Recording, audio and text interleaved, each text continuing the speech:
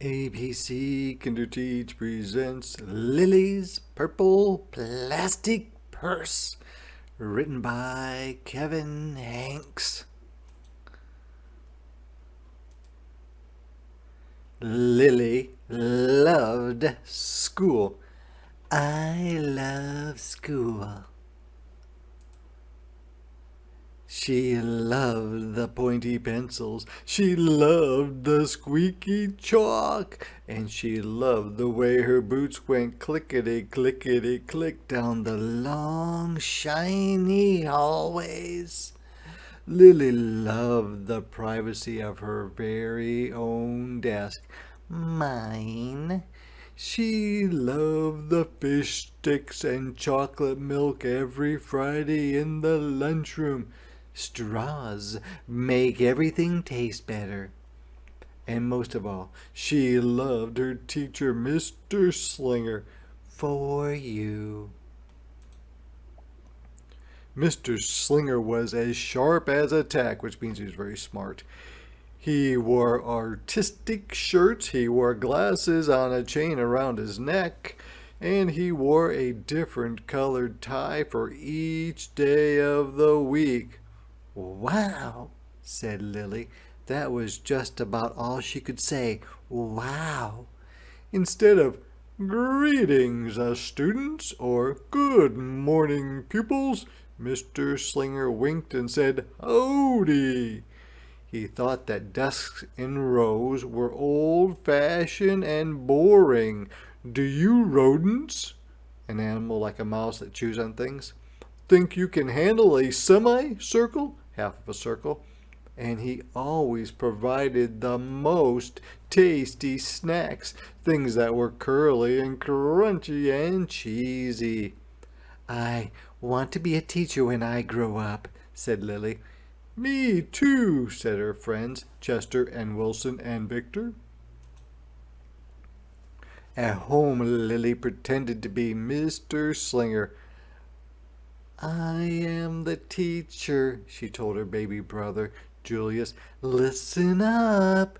Lilly even wanted her own set of deluxe picture encyclopedias, which is just a book or books that have lots of different types of information. "Teachers know everything." "What's with Lilly?" asked her mother. "I thought she wanted to be a surgeon or an ambulance driver or a diva." A diva is a famous female singer, said her father. "It must be because of her new teacher, Mr. Slinger," said her mother.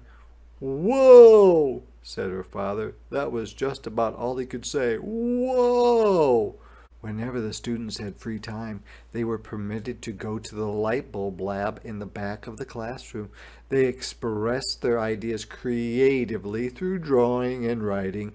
Lilly went often. She had a lot of ideas. She drew pictures of Mr. Slinger, and she wrote stories about him too. During sharing time, Lilly showed her creations to the entire class. "Wow," said Mr. Slinger. That was just about all he could say. Whoa! "Big friendly Mr. Nice Man Teacher, by me, Lilly." And at the very last second, Mr. Slinger saved the cold, starving elderly. So she is drawing pictures about Mr. Slinger, and she's telling a story about Mr. Slinger that, of course, it's made up. When Mr. Slinger had bus duty, Lilly stood in line, even though she didn't ride the bus. Lilly raised her hand more than anyone else in class, even if she didn't know the answer. "Call on me, please, please." And she volunteered to stay after school to clap erasers. They used to have chalkboards, and the things to wipe the chalkboards off would get dusty from the chalk, and so you'd have to hit them together to get the dust off of them. "I want to be a teacher when I grow up," said Lilly. "Excellent choice," said Mr. Slinger. One Monday morning, Lily came to school especially happy. She had gone shopping with her Grammy over the weekend. Lily had a new pair of movie star sunglasses, complete with glittery diamonds and a chain like Mr. Slinger's. She had 3 shiny quarters, and best of all, she had a brand new purple plastic purse that played a jaunty tune, a music that makes you feel like you want to dance, when it was open.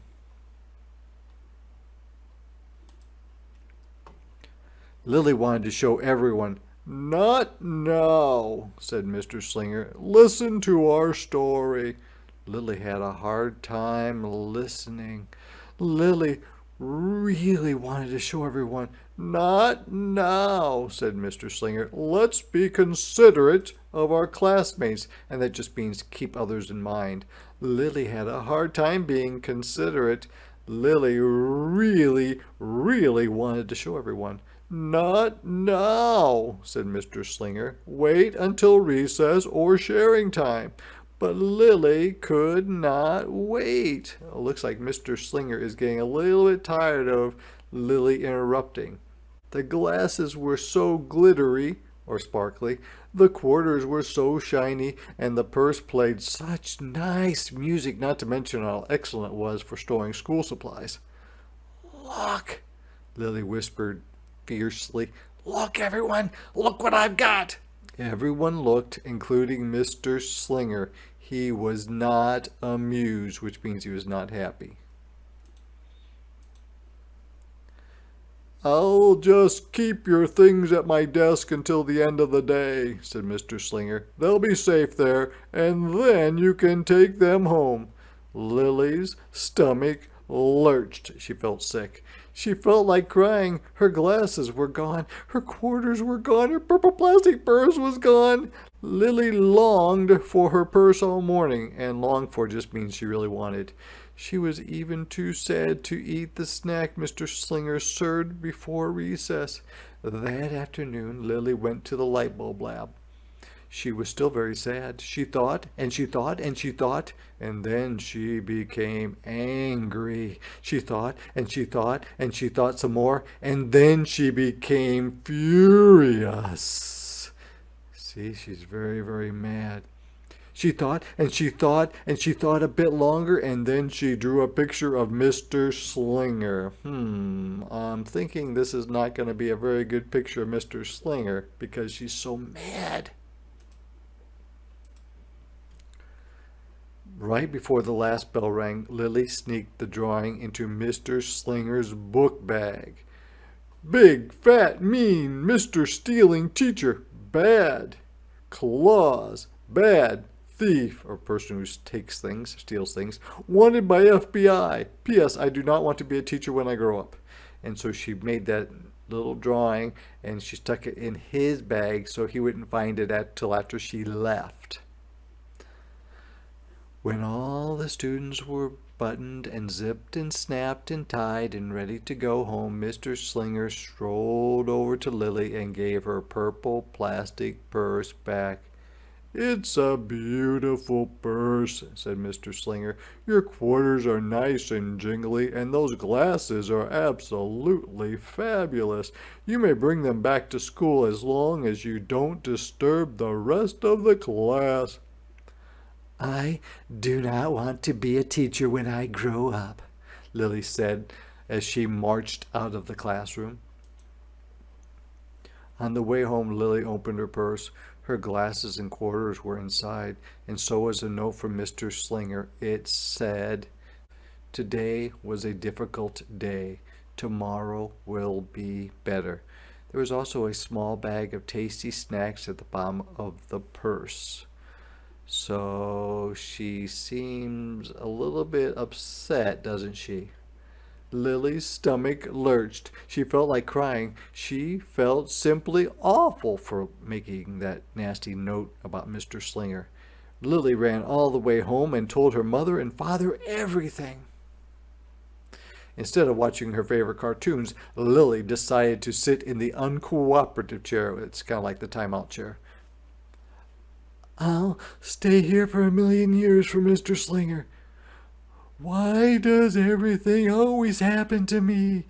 1,051, 1,052, 1,099. So she is saying she'll stay in the chair to punish herself for doing that nasty picture of Mr. Slinger.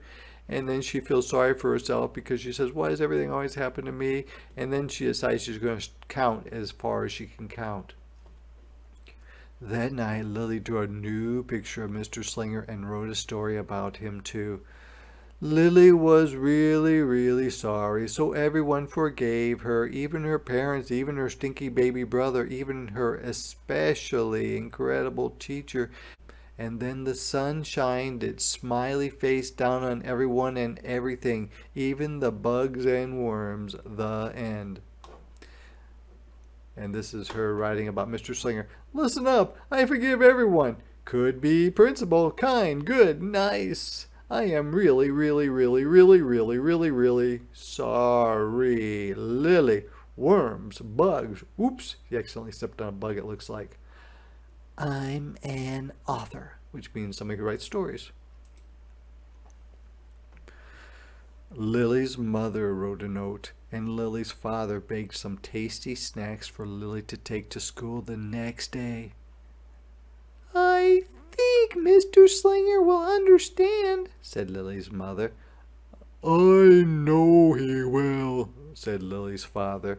How could he resist my no-frills cheese balls? And no-frills means like simple, not terribly fancy. And Lily says, what does it say? So she's wondering what her mother is writing to Mr. Slinger. The next morning, Lily got to school early.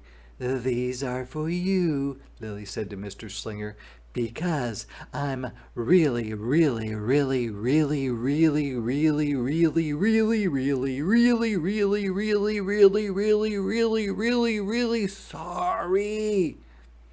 What do you think Mr. Slinger's going to do? Is he going to say it's all right? I think so. I think so. Mr. Slinger read the story, and he looked at the picture, and he read the note. What does it say? So he's reading the note that Lily's mother wrote, and he sampled the snacks, which means he tried a little snack. Yum, yum. Whoa, said Mr. Slinger. That was just about all he could say. Wow. And he says, those were very good snacks. What do you think we should do with this? Asked Mr. Slinger. Could we just throw it away? Asked Lily. Excellent idea, said Mr. Slinger.